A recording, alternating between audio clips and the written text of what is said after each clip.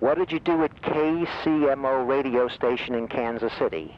Well, I was working for the Houston Press after getting out of school, and I took a vacation and went to Kansas City to visit my grandfolks.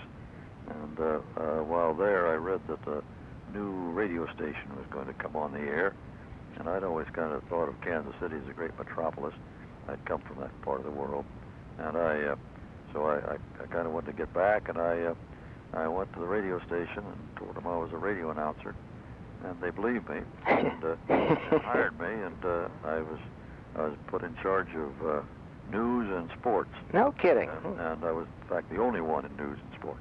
You were the news and sports department. Yeah, I was the news and sports department. It was a smallest station that was permitted on the air, 100-watt split time, 6 to 9 a.m., noon to 3 p.m., 6 to 9 p.m. And my mother lived about 4 blocks from the transmitter and couldn't pick them up. Boy, that's some small station. Gee. Well, I tell you, it was a small station, but it was owned by, it had been bought by a drug magnate there, a chain druggist, who was a close associate of Pendergast. Ah. And that station got 50,000 watts clear time than almost any station in the history of radio. Boy. So your mother was 4 miles away and couldn't pick it up, Mr. Cronkite. 4 blocks. 4 blocks. Wow. Isn't that... Now what... That's kind of a joke. I'm not sure she did her best to turn it in. Yes. Your mother is still living today, is she not? No, she died a year ago this month. Oh, a year ago, November. 101. Oh, isn't that something? Remember Carl Malden would always say that the 2 celebrities in the United States whose mother lived over 100 were you and he. His mother's 103. Who was that? Carl Malden, the actor. Oh, really? Yes. I'll be darned. What did you do for WKV in Oklahoma? WKY. WKY, yeah, you're right. When I left KCMO after a year or so to go back to the United Press, or to go to the United Press, and I was working for United Press when at KCMO it got full-time while I was there. Oh, that was a full-time job for you? It got it was a full-time station, KCMO, and I did football broadcasts by Western Union Telegraph. Same thing that Reagan did, yes. Des Moines. And I was doing football, and we did a very good reconstruction of football from those reports.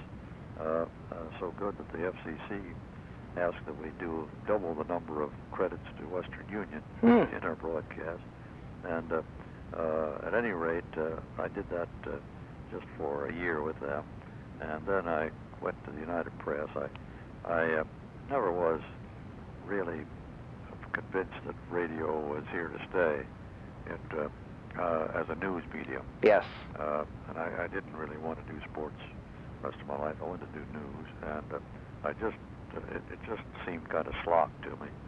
It was before World War II. An awful lot of it was very poorly done. Yes, yes. It was fairly new, as a matter of fact. We think of it as being a long time ago, which it was, but it was also not very long at that time since its inception.